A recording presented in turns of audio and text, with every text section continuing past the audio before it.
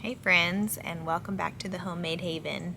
Brooke here, and today I wanted to shoot a video for kind of give you guys an idea of what we've been doing over the past couple of months living here in between homesteads, and also to give you guys a little bit of inspiration and encouragement if maybe you are not in an ideal homesteading situation. So the inspiration for this video came a couple of months ago in October when we were in Virginia for the Homesteaders of America conference.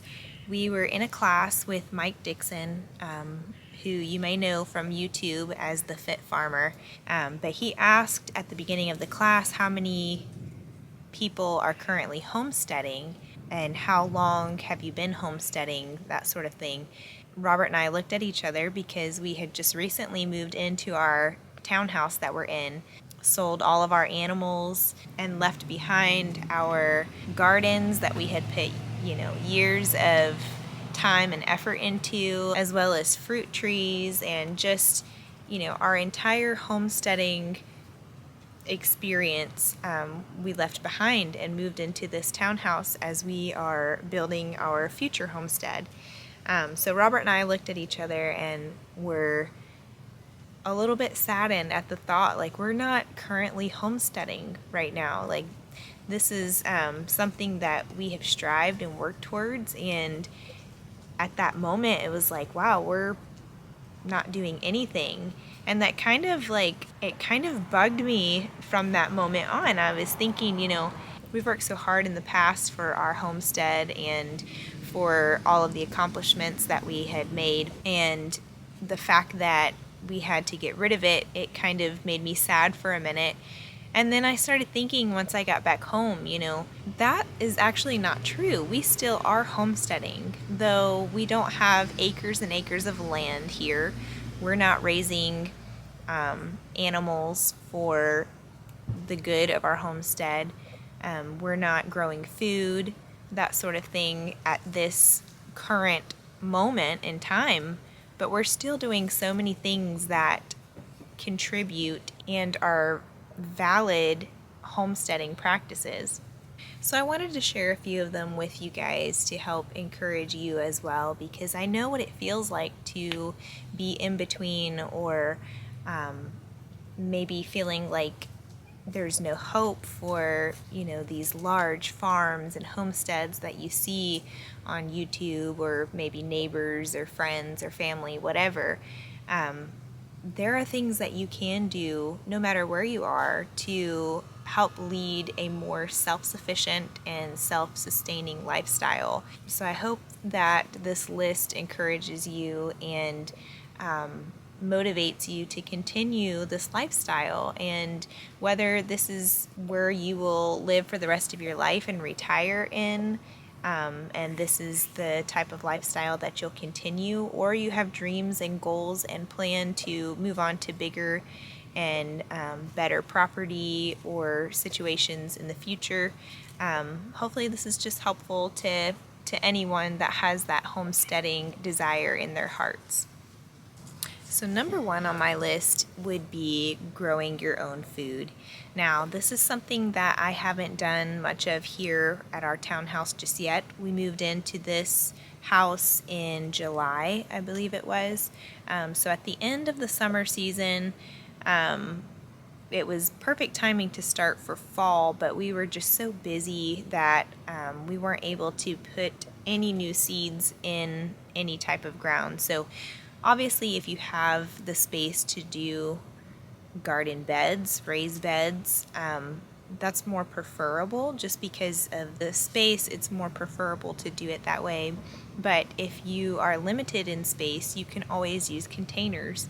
I've seen many beautiful gardens done in pots and containers and Tupperwares. People use cans or just recycled materials to plant things in. You can plant a head of lettuce in a small pot and save yourself $5 on a head of organic lettuce. And there are things that you can plant and continually pick off of and eat off of, or Once it's done, pull it out and plant something in its place. And you don't have to have a lot of space for that. You can have a patio, you can have a driveway, you can even have a windowsill. You could do a small herb garden in your windowsill. Just get creative and think of ways that you can grow a little bit of your own food. For us, we did bring our potted trees that we planted over at our last house. We didn't plant them in the ground because we knew that we were going to be moving soon that year, so we decided to put them in giant pots, and we've kind of babied them ever since. They're still in pots, and they are here resting against our privacy fence, and we plan to plant them early spring at the land when the time rolls around, and we can be over there to cover them with our tarps and stuff if there are any late frosts or anything like that. But a container garden is a great way to get your foot in the door in gardening, learn how to grow things. You might have never grown a garden before, you might have never sprouted a seed before, so this is a small introductory way to start a garden and see if it's something that you like and contribute to your grocery budget just a little bit more in this way. My next suggestion and practice that we do here currently is to make your food from scratch. Now, I know this sounds simple, but this is something that is so important and very much hand in hand with the homesteading lifestyle.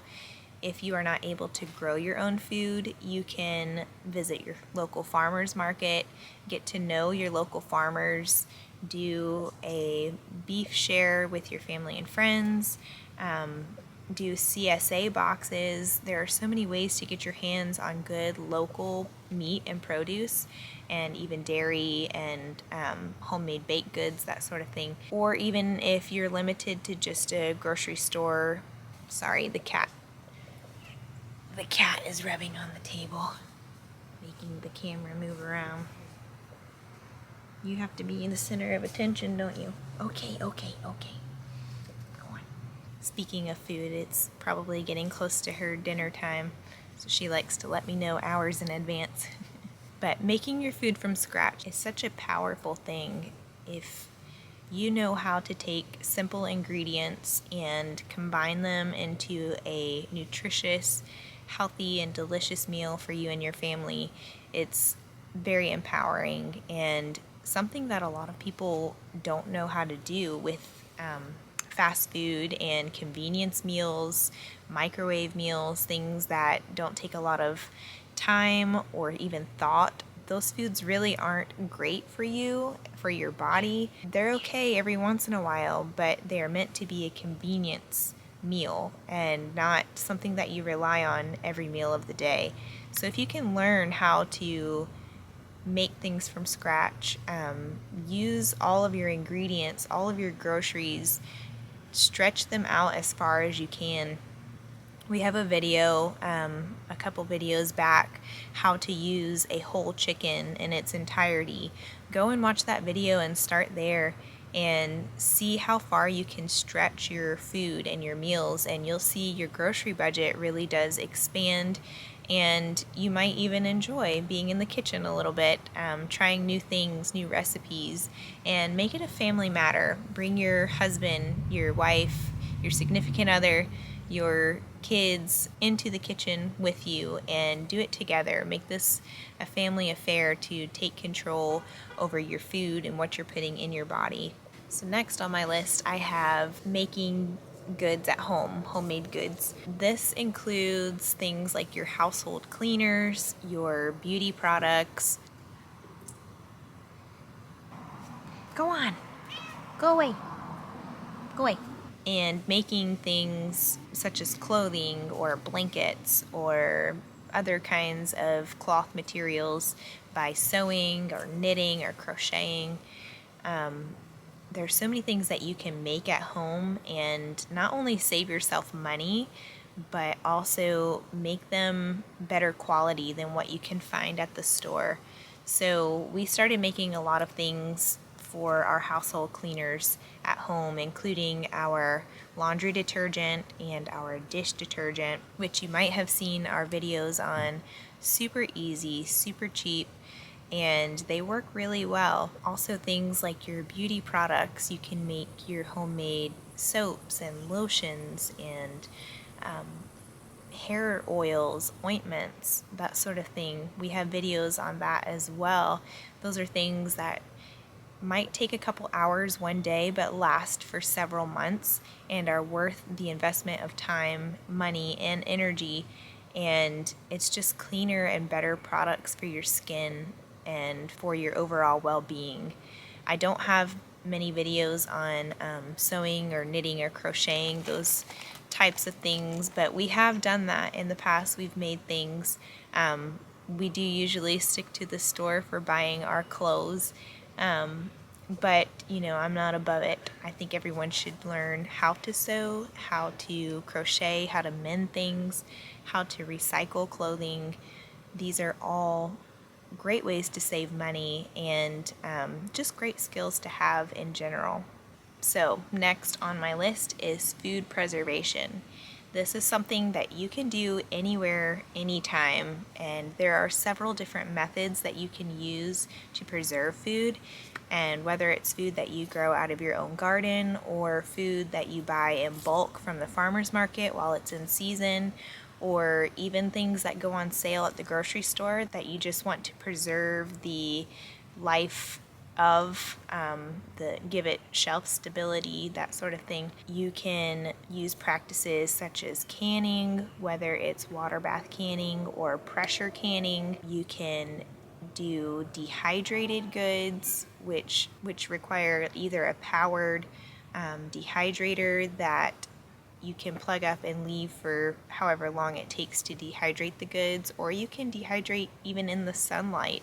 If you have adequate air circulation, that is something to look farther into. It's not always just as simple as putting things in the sun, because depending on your humidity levels, sometimes things can get moldy or go bad, so do your research on that.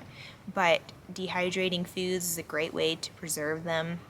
Freeze drying foods is kind of a new up and coming homesteading trend. You can buy a freeze drying machine that will literally freeze the food and remove all of the liquid from it, and it's supposed to keep the nutrients of the food better than other ways of preserving, so that whenever you reconstitute it, it's just almost as good as being fresh. We don't have a freeze dryer here. I don't know if we'll invest in one in the future. It's a possibility, but we have bought freeze-dried food to store away for a rainy day in case we might need it in the future. Also, another way that we like to preserve our food is by fermenting. It's not only a good way to store your food, but it's also a way to boost the nutrients of your food. I do have a video on making homemade sauerkraut. You can go back and watch, and I'll put it in the cards here. It's a great way to preserve raw vegetables and fruits that are in season and give you a better bang for your buck as far as the nutritional value goes. Another great homesteading practice is learning how to hunt or fish or trap or whatever your state might allow for you.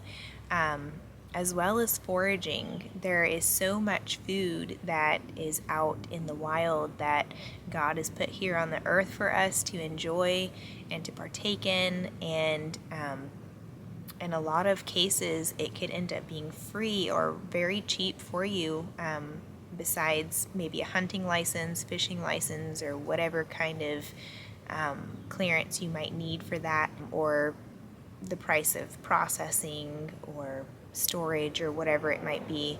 But these are great practices to learn how to live off the land and how to use what is here in its most natural form and state. And a lot of times it's so much more beneficial for you in its natural state. They've been unaltered, and it's just the way that we were meant to eat.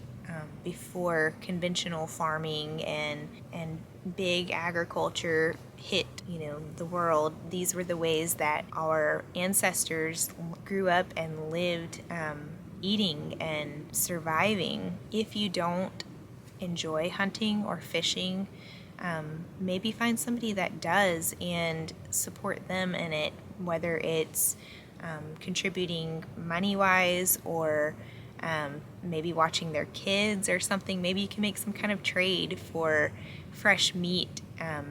And then there's the foraging aspect of it. This is something that I've really been getting into since we moved into the townhouse. This is something that a lot of people don't take advantage of. We try to walk our dogs through the neighborhood, try to do it every day, but if I'm being honest, it doesn't happen every day. But as we're walking, I'm constantly looking around and checking all of the trees and the bushes and just seeing what's out there and seeing what's edible, what's here that a lot of people don't know even exist. And it's amazing how much we found here in a neighborhood. Since we've moved in, we've found wild persimmons. There was a couple of wild persimmon trees, so we tasted some and we saved some seeds to take to our property to spread out. We have wild grapes that grow here, which are like the muscadine variety grapes. We have several kinds of mushrooms that I found, which have all been edible mushrooms. I haven't been brave enough to bring myself to eat them just because we are in a neighborhood and it's right off the beaten path of where people walk their dogs, and you can't really trust what's out there when you've got dogs that like to pee and poo everywhere. So once we get to the land, though, I know what I'm looking for because I've been practicing and I've been studying, and I just think it's so fascinating to go out into the woods or just down the street and find things that are perfectly edible and in a lot of cases medicinal or really good for you. I just think that's so cool, and it's something that I'm really inspired by. If you're able to, find a good foraging resource and join Facebook groups and do your studying, do your homework. You'd be surprised what you can find just right outside your door. And my last idea for homesteading where you're at is taking control of your own health care. Now, I know this is a controversial topic. A lot of people think it's kind of foreign to take control of your health care, but as I mentioned before, this is the way that our ancestors have done it. This is the way that I believe God has designed this earth and us to exist. I believe that He's put everything here for our good, and everything that we need is right at our fingertips if we just know how to look for it. Is that to say that I don't believe in modern medicine and the healthcare system? Not exactly. I do believe that doctors and medical staff are there to help you and want to help you. And if you need medical intervention, then by all means use them. But I think for an everyday routine maintenance, there are things that you can do at home to take care of yourself and your family, keep yourself healthy and out of the doctor's office in the first place. And number one, I think that starts with food. I think that taking control of your food by growing it, by knowing where it comes from, by knowing what you're putting on your plate and in your mouth is the very first step. And I think if a lot of people could grasp that concept, our country would be in a lot better overall health. But beyond that, I think there are things that we can do to boost our immune systems and just our overall well-being, to rid us of those expensive healthcare bills and pharmaceuticals and things that have more side effects and dangerous outcomes than just doing without. So beyond food and obviously good hydration, sunlight, exercise, getting a good sweat, making sure you're getting all your vitamins, minerals, good sleep, practicing good stress relieving activities, and taking care of your spiritual health, praying, meditating, and really getting your mental and spiritual health where it needs to be, and just those things alone really cause the rest of your body to really line up in the direction that it needs to be. There are a few things that you can make or take at home that help to boost your immune system. I know that after the terrible flu season that we had a couple years ago, elderberries really gained a lot of popularity. That is one of the things that you should keep in your home healthcare arsenal, is some kind of elderberry tonic, whether it's a syrup or an infusion or a tea. It's just a great overall herb to help to boost and take care of your whole body. There are several other kinds of things. There's so much information out there on the internet and books. Find a good, reliable source and read up on how to boost your immune system, how to take care of your health at home naturally and organically. For today, I want to show you guys how I'm going to make some elderberry syrup. A little bit of a bonus on this video to help get you off on the right start as far as tending to your own healthcare needs at home yourself. So let's go inside and get started. Alright, so we are ready to get started on our homemade elderberry syrup. Now, to be completely honest, this is the first time I've ever made this syrup, so we're going to be learning this together, but my very first step is gathering all of my ingredients, and the jars that I'm going to put them in, I have in the pot sterilizing right now. These are glass, so that's why they are in the pot sterilizing. Once they get good and hot and clean, I'm going to take those out, and then I'm going to use the same pot to make my syrup in. The ingredients that we'll need are obviously elderberries. You can use fresh elderberries if you have them. We do not have our elderberry trees anymore, so I had to buy dried elderberries, which I just found these on Amazon.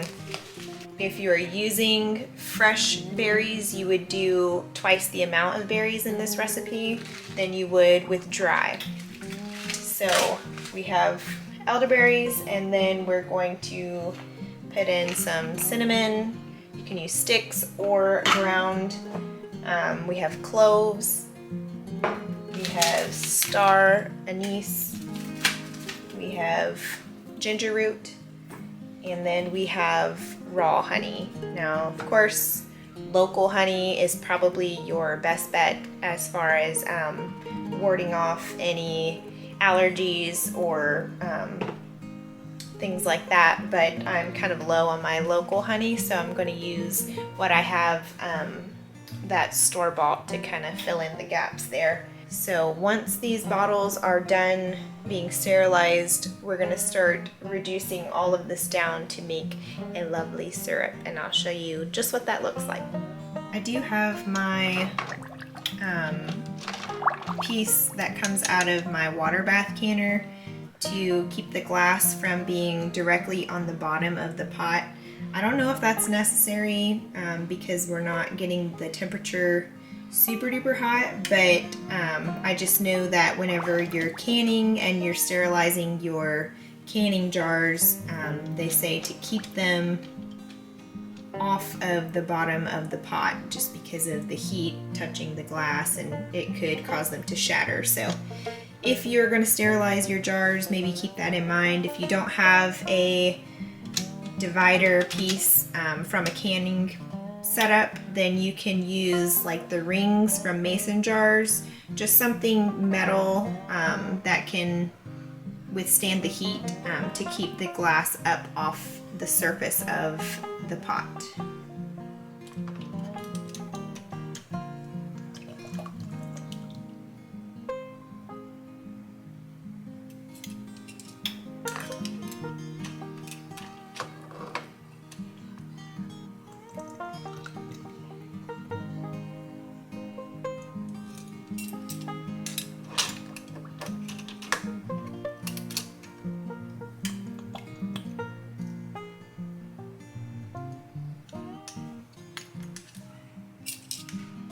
Okay, we are ready to start our syrup now.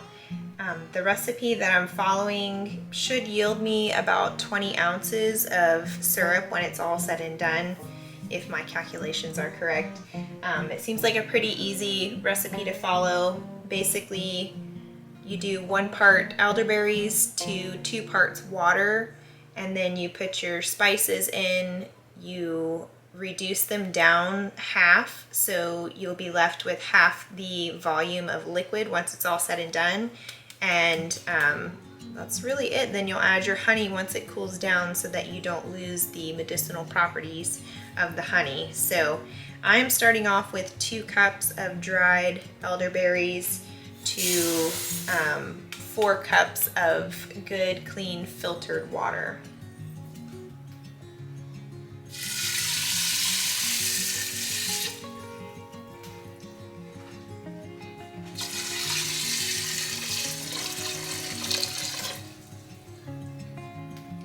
I'm gonna put the pot on to like a medium-low heat to get it up to a good simmer is what we're looking for. All right, so while our elderberries and water are getting to a simmer, which they're actually pretty close already, make sure that you are stirring the bottom of the pot. I noticed that it's getting sticky fairly quick, so make sure that it doesn't start sticking to the bottom of your pot. I'm going to go ahead and add in my spices. Since it is at a good simmer, I need to grate the ginger, which I'm gonna do, but I'm gonna go ahead and get these other spices in there. So I'm gonna do 1 of the star anise in there. Smells good, like licorice or something. It calls for a ½ teaspoon of regular whole cloves, but I don't have that, so I'm going to eyeball about a ¼ teaspoon of ground cloves, 1 cinnamon stick, and then I'm going to work on grating my fresh ginger to put in here too. Now, like I said, you can double this recipe or you can half this recipe. You will adjust your seasonings according to that, but I don't think you can overdo it on any of those kind of seasonings. I think that a little bit goes a long way, but also in the grand scheme of things, a little bit extra is not going to hurt you either. So I've broken off 2 knobs of ginger here to equal about 2 tablespoons or so. I'm going to hand grate it right into the pot to simmer, but first I'm going to peel the skin off of here. If you have ever tried to peel ginger before, you know it can be a little bit hard to get around all these grooves and stuff.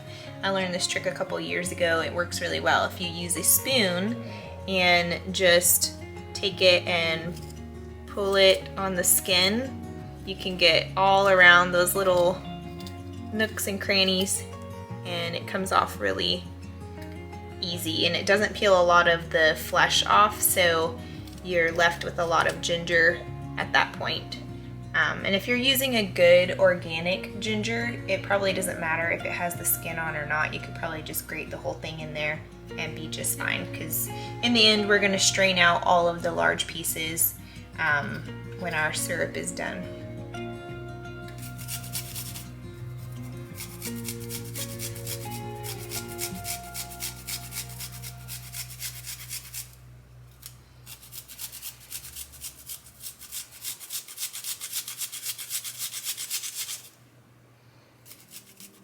Okay, so we are starting to simmer a bit now.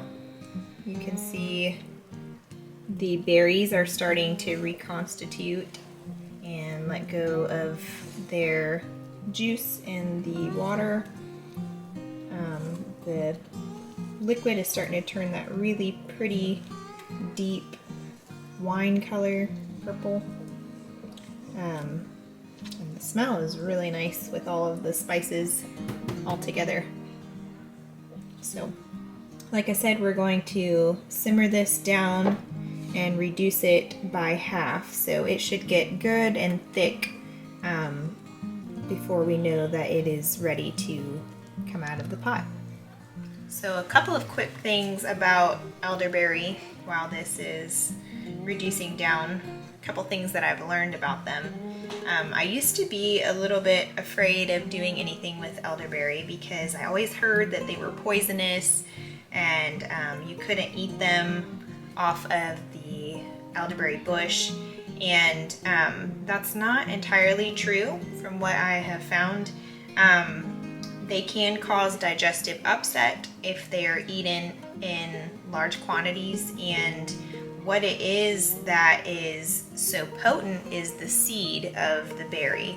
So doing practices like making syrup or other means of removing the seed and flesh from each other, you get rid of the chemicals that are in them that would cause digestive upset.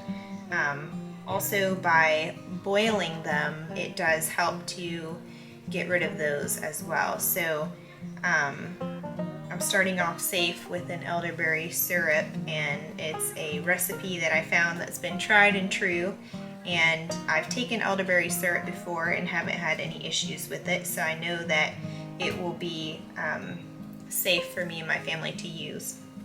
Another thing that I have learned is that using elderberries for immunity, it's best to use them as a preventative measure rather than as a treatment. So as soon as you start to feel something coming on is when you should start treating. But once you have a full-on cold or flu or whatever virus may be, it's a little bit late at that point to take elderberry. So elderberry should be done as more of like a daily regimen, or even weekly if you do, a dose here and there just to keep your immunity boosted. So elderberry is best taken when you are actually healthy, to help encourage your immune system to keep you from becoming sick. Now, if you start feeling that little bit of a scratch in the back of your throat or just starting to feel a little bit worn down, you can double the dose of the elderberry to try and help to boost your immunity then. But like I said, once you are full on with a cold or flu or whatever, taking elderberry at that point can actually exacerbate your symptoms, because what it does is it gets in your system and it revs up your immune system. So if your body's already trying to fight off a cold or flu or whatever is going on, and you give it elderberry at that point, it's going to make you feel a little bit worse. So this syrup should probably be taken once a day during cold and flu season, which kind of seems like we've been in that for a couple of years now. So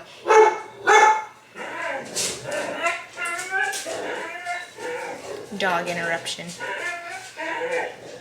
Who else has dogs that barks at every noise that's ever made? Anyways, back to what I was saying.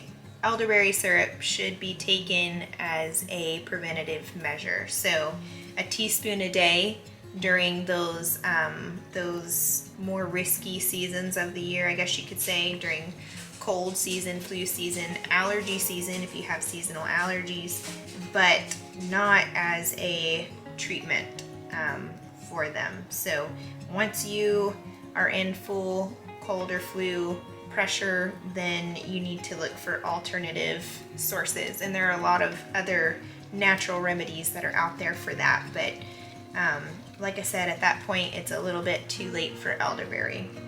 Alright, so our liquid has reduced by half, and I can tell by the lines that are on my pot here. It's probably hard for you to see with the steam, but you can see that the berries themselves are standing out of the liquid.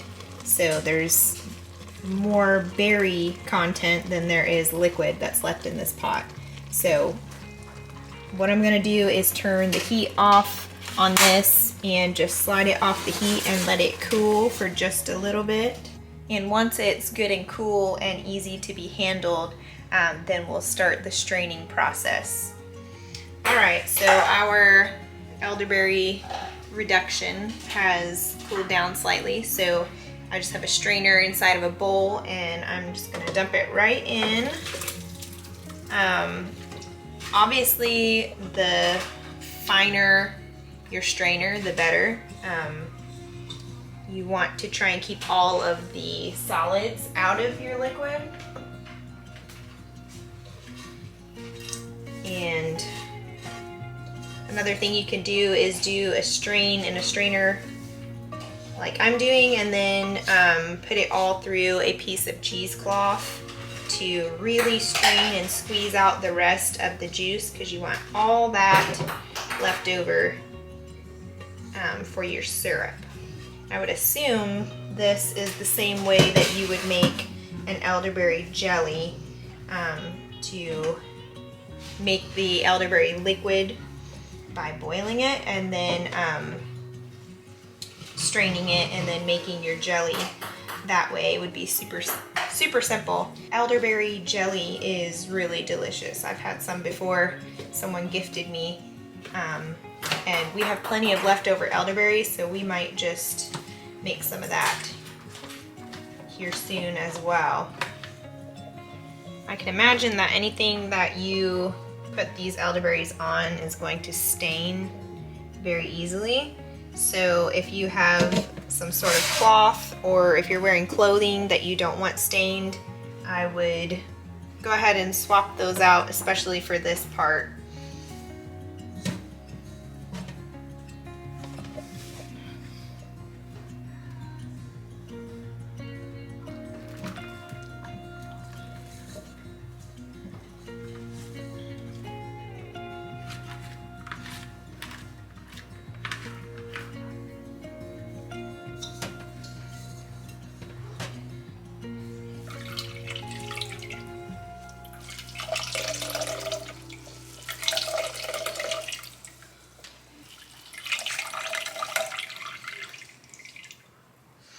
We have a Christmas party tonight, and I'm probably going to show up with purple hands, but at least we'll have some amazing elderberry syrup as a result.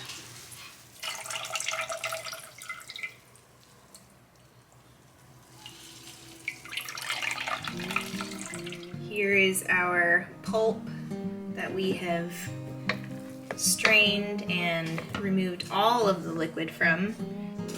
You could put this in a dehydrator and turn this into a tea, or some other kind of infusion, but otherwise you could compost this, give it to chickens or whatever other critter, but I would not consume this yourself as a human, because it is full of the seeds and all those things that we're trying to separate. And here's our liquid that we have left over, and because I like to take it a step further, I'm going to put it through my fine mesh strainer here, to make sure that there's no other little pieces, because I was not the neatest with my straining a while ago. So I'm just going to give it an extra strain to make sure that I didn't drop in any huge pieces of berry or seasonings.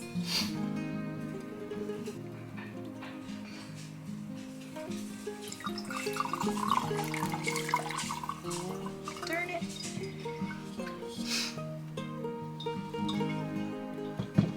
Wasting the precious goods.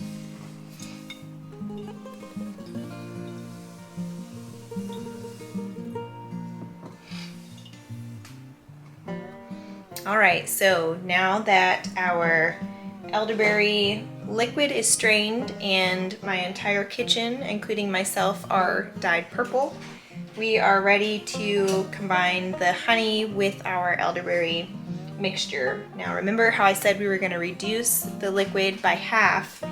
We put in 4 cups of water in the beginning, and look at that, we are at exactly 2 cups of liquid. So I think we did pretty good, guys.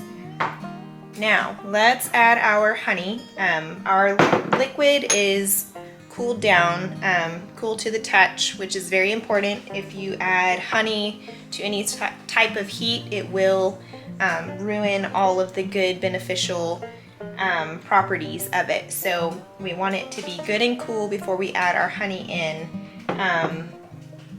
And this recipe, for the amount of syrup that I've made, you can add anywhere from 8 to 12 ounces of honey. Obviously, the more that you put in there, the more preserved it will be. The honey acts as a preservative. If you need less honey, or if you need less sugar content, you can do the 8 ounces is what I'm doing, just because we like to do a little less sugar in our household, even with natural sugars. Now, whenever you're taking it, you're only taking it a teaspoon at a time, so you're not getting a huge dose at a time, but we just like to be conservative with our sweets. So I'm going to add this honey into our elderberry liquid and then try my hardest to funnel into our tiny little containers. We'll see how this goes.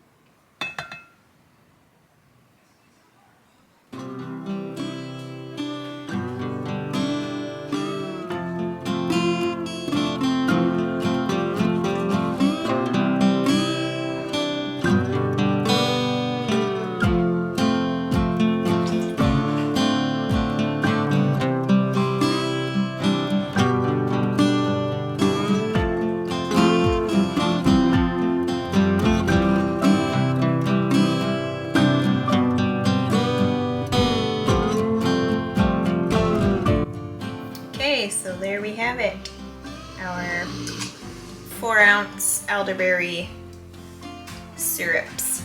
A couple of things that I learned. These aren't exactly 4-ounce containers here, even though that's what they said. They're a little bit more than that. I think they're more like 5-ounce, which is fine. The recipe, once I added my honey, ended up being 6 of these 4-ounce, 5-ounce containers. I don't know that I would do the amber bottles again, because as you can see, it's really hard to tell where the top of the syrup is. So I would do clear jars for this next time. The amber is really good for keeping things at room temperature and keeping the sunlight out of it. I'm going to be keeping mine in the refrigerator, so I don't think I need the amber containers anyways. But anyways, lesson learned for next time. I plan to be giving these out as part of a Christmas present to our family, to help keep everybody's immunity up this winter. This was super simple to make. It didn't take very long, didn't take a lot of ingredients, but it does make a mess. There is an elderberry massacre in my kitchen. With most things on the homestead, it does make a mess and it does take time. It takes commitment to getting the job done, but I know exactly what went into this syrup. I know that elderberry was something that really took off in the last couple of years, like I said, and got very commercialized. And there are big pharmaceutical companies that are trying to capitalize on elderberry products and are putting God knows what into them. So I know exactly what's in here, what's going into my family's bodies. I know that if worse comes to worse and there isn't any on the shelves, that I can make this at home myself. So just the knowledge and the know-how and the ability to do something on the homestead is just so empowering. And this video was meant to be a reminder and an encourager to those of you who are not on those big, well-established homesteads and farms, to start where you are, make this your classroom, as Jess over at Roots and Refuge would say. Start learning now. If you can't do this in your own home, in your own kitchen, find a friend or family member that you can do this at their house. Go lend a hand on their farm. Start getting your hands dirty and learning the tricks of the trade. There are so many aspects of homesteading other than just having land and tending to animals and growing food and preservation. You can start small and work your way up, or stay small if that's what your goal is to be. But don't let your current situation prevent you from starting to become self-sufficient and self-sustaining for you and your family.